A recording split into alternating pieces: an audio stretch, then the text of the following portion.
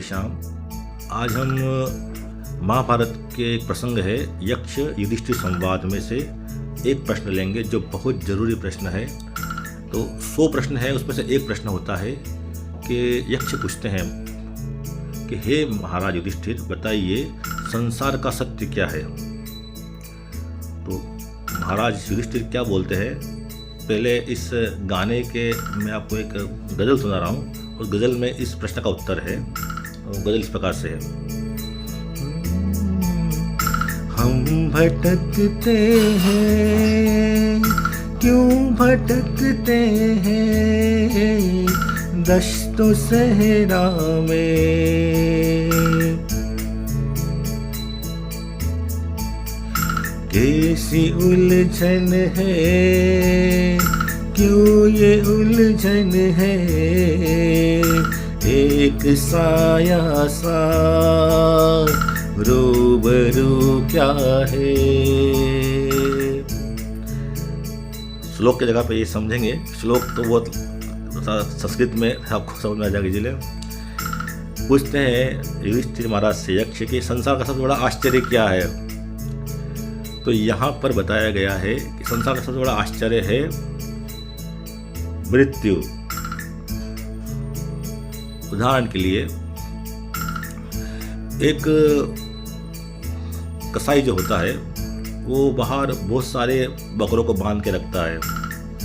वो देखा है 10-15 बकरे बंधे हुए हैं, उसमें से कसाई एक बकरे को लेकर जाता है, उसको काट डालता है और वो काट करके उसको हटा करके छाल वगैरह उसको टांग देता है दुकान के बाहर। और फिर उसके बाद क्या होता है, और उसी समय जो बाकी जो 9 बकरे पास में जो घास खा रहे होते हैं, वो देखते हैं कि अभी कुछ समय पहले हमारा एक साथी था, वो यहाँ पे घास चल रहा था और वो कहाँ चला गया, अभी थोड़ी देर पहले था। फिर दूसरा वो आता है, दूसरे बकरे को ले जाता है, फिर कस्टमर आता है, फिर उसको काट डाल के फिर खड़ा रहता है। ऐसे पहला, दूसरा, तीसरा, चौथा, बाकी के जो होते हैं 5वें, 6ठे, 7वें ये सोचते रहते हैं कि अभी तो हम मतलब ये तो गया था, कहाँ चला गया, खाने में लग जाते हैं। ऐसे ही मनुष्य जीवन की स्थिति है, वो क्या करता रहता है, भटकता रहता है। हम भटकते हैं, क्यों भटकते हैं दस्त सेरा में। जैसे कि एक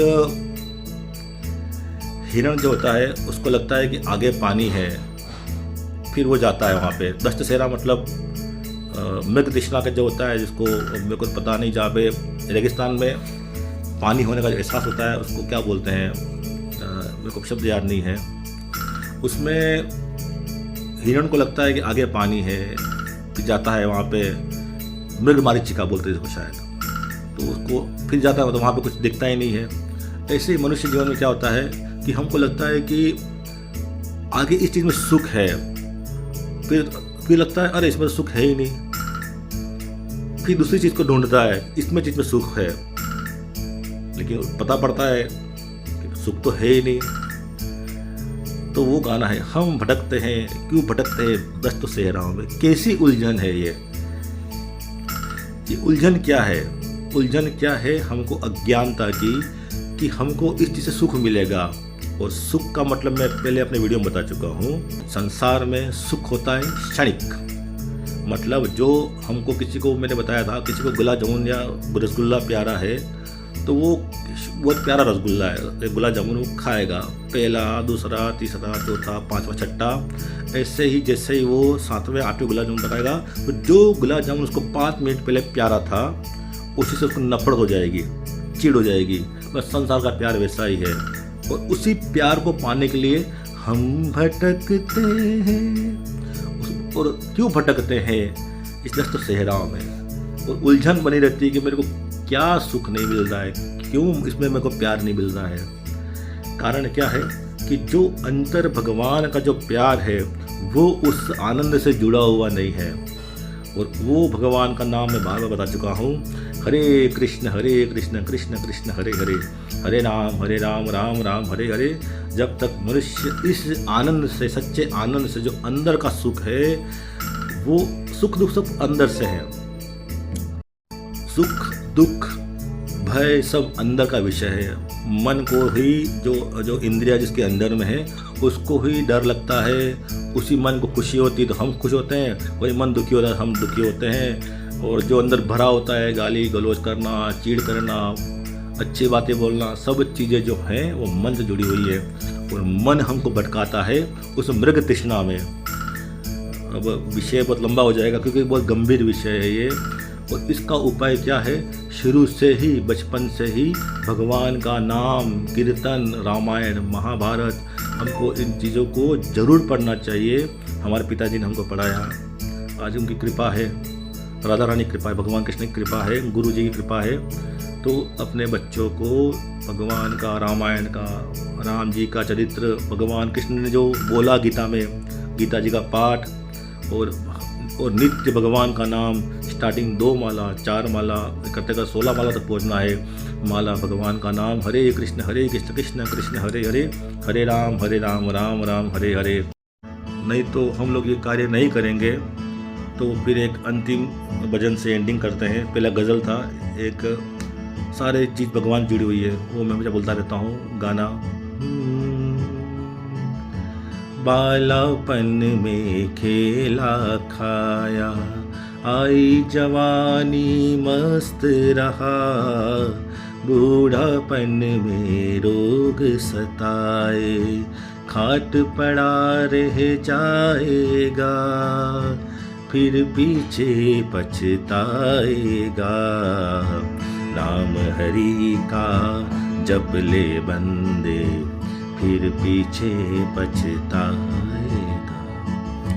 इसलिए अभी अवस्था में, अभी आप युवा है और भगवान के नाम लेने की स्थिति है तो आप ज़रूर अभी से ही, आज से ही, क्योंकि बचपन तो खेलने में निकल जाता है, पढ़ाई करने में निकल जाता है, खेला खाया, और जवानी मस्त रहता है, इधर घूमना इधर करना, बिजनेस करना, पति पत्नी बच्चे, इसमें कभी नाम भगवान का लेने का, भगवान का कीर्तन करने का नाम समय नहीं मिल पाता।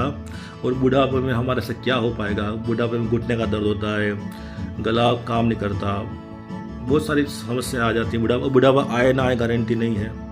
इसलिए आज से अभी से ही भगवान का नाम, कीर्तन, संतों की सेवा, गौ माता की सेवा, ये हमको कार्य अभी से करना चाहिए। वरना आगे जाके भगवान को मुंह दिखाएं कि हे गोविंद, हमने तो क्या किया?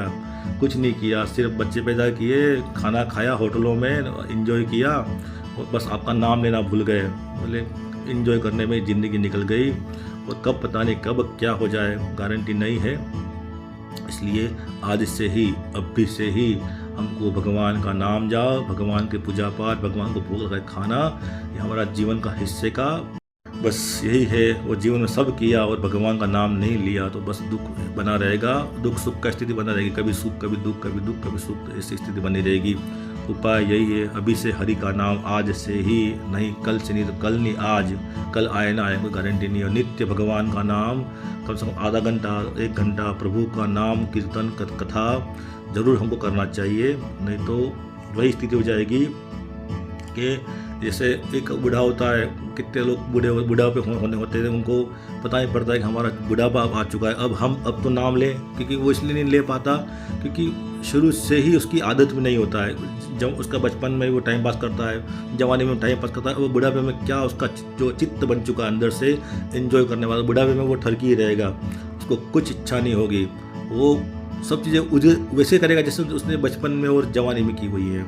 इसलिए नाम हरि का जप ले बंदे, फिर पीछे पछताएगा। राधे कृष्ण राधे कृष्ण राधे कृष्ण।